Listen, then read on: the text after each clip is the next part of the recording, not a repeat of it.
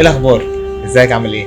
بص يا معلم، دلوقتي انت لسه اول مره تشوف المنتج، تعمل سبسكرايب في القناه وتفعل الجرس عشان كل ما انزل لك فيديو ان شاء الله باذن الله يجيلك اشعاره اول باول. انا ممكن اكون بقالي كتير ما بنزلش فيديوهات خالص، وده الحقيقه بسبب كذا مشكله كده حصلت لي. الحمد لله انا عديت من معظم المشاكل دي دلوقتي، ولكن الفتره اللي فاتت كانت بصراحه فتره صعبه قوي عليا. كان عندي مشاكل كتيره مع الكليه، والميكروفون اللي كان بايظ ما كنتش عارف اصلحه.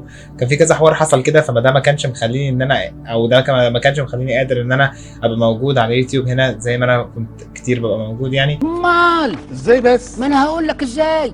ممكن اكون نزلت بوست قلت فيه ان في فيديوهات كتيره هتحصل وان في حاجات كتيره جايه، وغيرت الفيجوال ايدنتي او الهويه البصريه بتاعت القناه، ولكن برضو ما كنتش قادر اني اكون موجود هنا معاكم كتير يعني. بس الحمد لله زي ما وضحت، معظم المشاكل دي خلاص خلصت الحمد لله، وحاليا احنا كويسين الى حد ما يعني، نقدر نكمل يعني.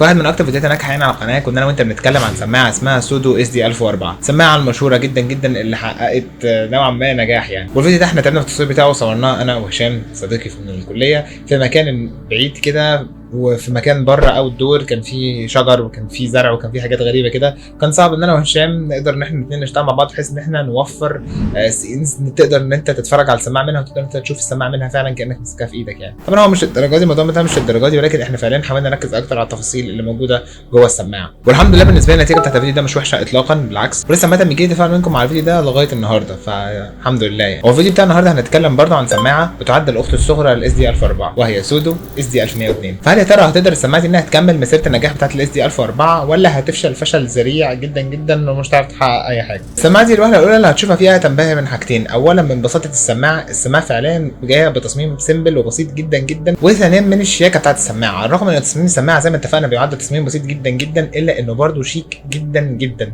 طيب هو انا اكتشفت دلوقتي ان في سبب ان السماعه دي تصميمها شيك وسيمبل، ان السماعه دي فعليا بتقلد سماعه ثانيه حرفيا سعرها 50 ضعف ثمنها. والسماعه اللي احنا بنتكلم عليها سوني 1000 اكس ام 5. السماعه دي فعليا في تشابه كبير قوي ما بينها وبين الاس دي 1102 اللي بنتكلم عنها النهارده في التصميم. مش عارف، ممكن تكون مثلا صدفه او ممكن يكونوا فعليا واخدين التصميم عادي مفيش اي مشكله يعني. تهزر يا ابني، هي زريبه يا حبيبي، هي زريبه ليه؟ بالنسبه للتصميم، فالتصميم كله طبعا جاي من البلاستيك، حتى الاكستنشنز اللي السماعه بتطول وبتقصر منها جايه برضه من البلاستيك. وخد بالك عشان انا شخصيا السماعه اتكسرت مني،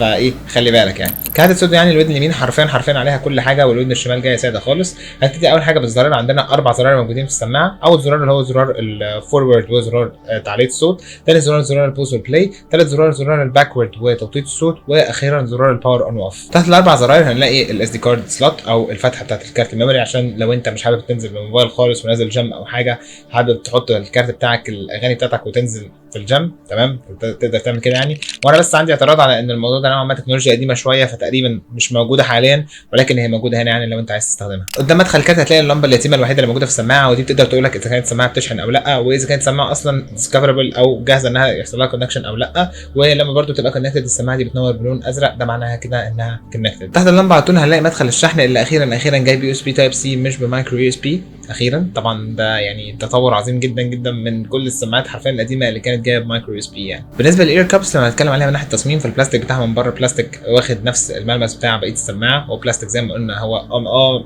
بلاستيك بس مش رديء، وخامته تحسها بريميوم كده بشكل ما يعني. طب بالنسبه للراحه في استخدام السماعه، فانا السماعه دي بستخدمها كسماعتي الاساسيه كمونتير في الشركه اللي انا بشتغل بيها.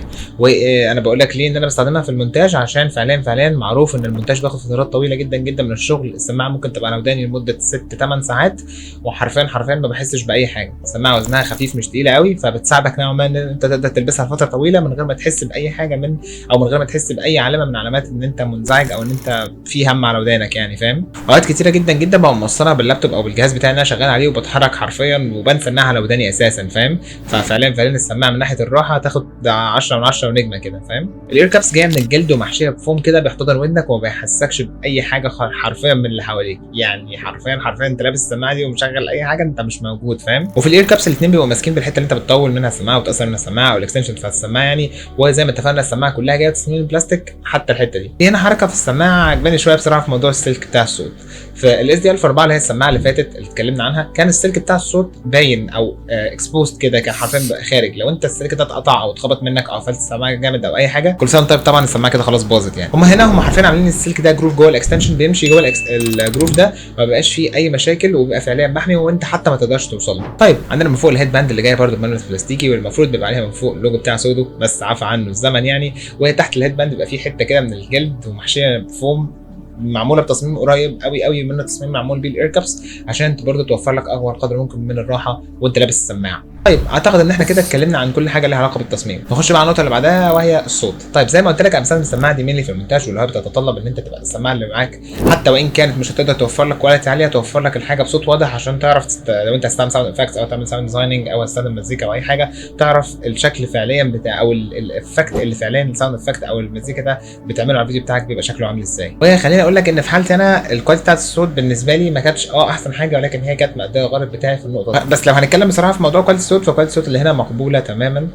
الصوت هنا كويس، مش هقول لك انه حاجه واو بس كويس. في حالتي انا كنت جاي من سماعه زي الانكر بي 25 اي، سماعه بتوفر كواليتي صوت كويسه جدا، سماعه حرفيا بثلاث اضعاف سعر السماعه دي، وهي سماعه اصلا من الايربادز مش اوفر اير هيدفونز، فبصراحه ما كانش ينفع اصلا ان احنا نقارن السماعتين ببعض. دي سماعه جايه بكواليتي ودي بكواليتي ثانيه خالص، لكن ده مش معناه ان السماعه بتاعت النهارده الكواليتي بتاعتها وحشه، لا هي بتدي كواليتي صوت مقبوله جدا على سعرها اللي هنتكلم عليه في اخر الفيديو. طيب بالنسبه للبطاريه والاستخدام، فالسماعه هنا بتقعد معايا متوسط 6 ساعات استخدام، واللي هو رقم مش هقول لك ان هو وحش قوي، بس كان في احسن منه. حتى الاس دي الفا 4 كانت ممكن تقعد معايا 10 ساعات استخدام عادي خالص من غير اي مشاكل. بس هنا في ميزه عن الاس دي الفا 4 ان انت عندك هنا مدخل شحن يو اس بي تايب سي، فده بيدي لك قدره شحن بسرعات اعلى، فتقدر انها لو فصلت معاك مثلا تقدر تشحن السماعه دي في ساعه ونص وترجع تستخدمها تاني عادي خالص مفيش اي مشكله. طيب وبكده نبقى وصلنا لاخر حته في الفيديو، سعر السماعه دي عامل تقريبا متوسط حوالي 350 جنيه، طبعا على حسب انت هتشتري السماعه منين او على حسب الموزع اللي انت هتشتري منه السماعه. انا شايف ان ده سعر مقبول جدا على الامكانيات والمواصفات اللي السماعه بتقدمها.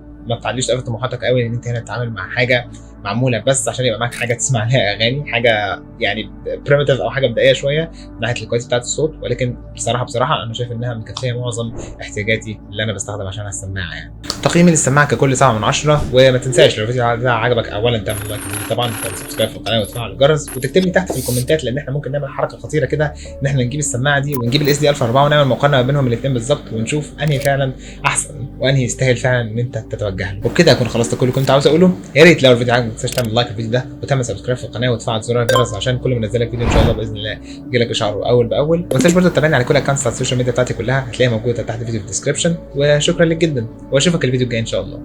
سلام عليكم. أهلا وسهلا قولا ولحنا منا لكم كل احترام، أنتم بنيتم أنتم زرعتم في همة حب الأنام، في همة حب الأنام.